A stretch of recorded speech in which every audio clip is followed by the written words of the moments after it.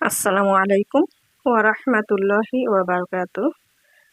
ছোট্ট রান্নাঘর পক্ষ থেকে বলছি। আমার আদরের কলিজার টুকরা আপুরা সবাই কেমন আছেন? আল্লাহ সবাইকে ভালো রাখুন ও সুস্থ রাখুন, এই দোয়া সবসময় করছি এবং আপনাদের দোয়া আশীর্বাদে আমিও ভালো আছি। আলহামদুলিল্লাহ, আল্লাহর কাছে শুকরিয়া জানাচ্ছি।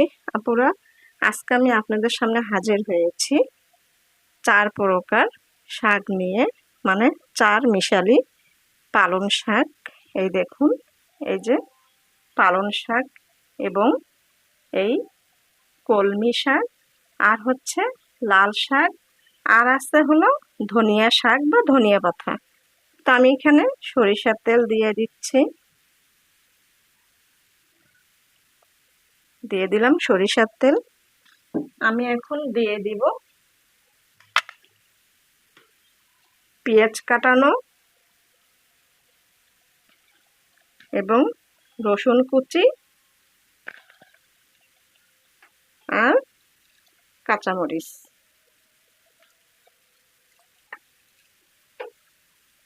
এবারে আমি পরিমাণ মতো লবণ দিয়ে দিব,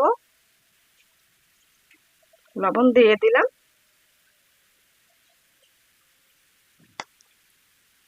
এখন আমি ঢেকে দিব।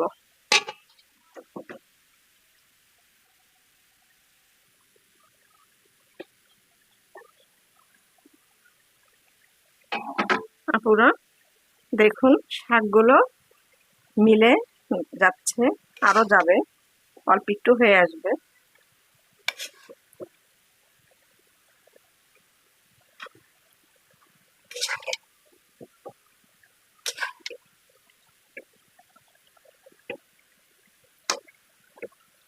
তো এবারে আমি ধনিয়া পাতা দিয়ে দেব,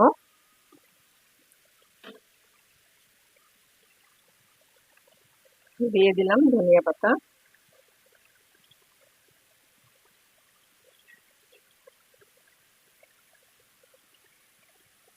এখন আমি ঢেকে দিব।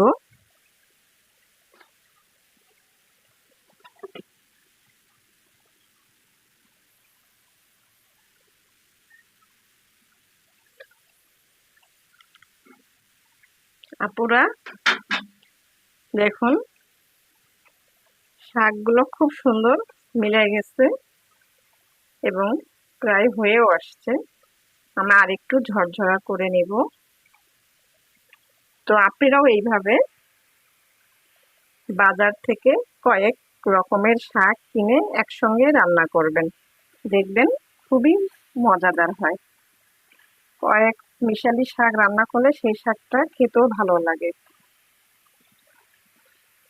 তো কেমন হলো শাক রান্নাটা আপুরা? লাইক দিন এবং কমেন্ট করে জানাবেন। বেশি বেশি করে শেয়ার করুন। আমার ছোট্ট রান্নাঘর চ্যানেলটিতে সাবস্ক্রাইব করতে একদমই ভুলবেন না। আর যারা নতুন আপুরা দেখছেন,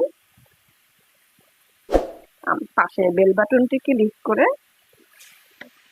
ভিডিও দেখার জন্য আমন্ত্রণ রইল।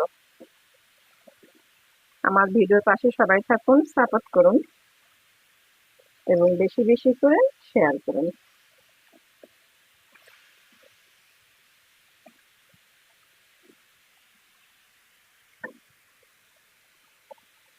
বেশি বেশি করে সবুজ শাকসবজি খান, উপকারিতা আসবে। এবং যাদের মানে কষা, শরীরের কষার প্রবলেম, তাদের জন্য একদম উপকার। এরকম কয়েক রকমের শাক কিনে নিয়ে রান্না করে খেয়ে দেখুন, অনেক মানে কষা থেকে বিরত থাকবেন। আল্লাহর রহমতে একদম ভালো হয়ে যাবে। আর যাদের শাক মানে নিজেরাই চাষ করেন, তাদের তো একদম তুলনাই নাই। নিজেরাই সব সময় এইভাবে টাটকা টাটকা শাক রান্না করে খেতে অনেক মজা লাগে। তো আপনারা দেখুন, ঝরঝরা হয়ে আসছে।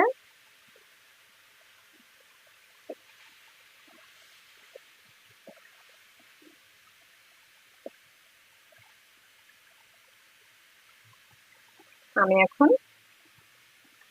শাকগুলো নামিয়ে নিব।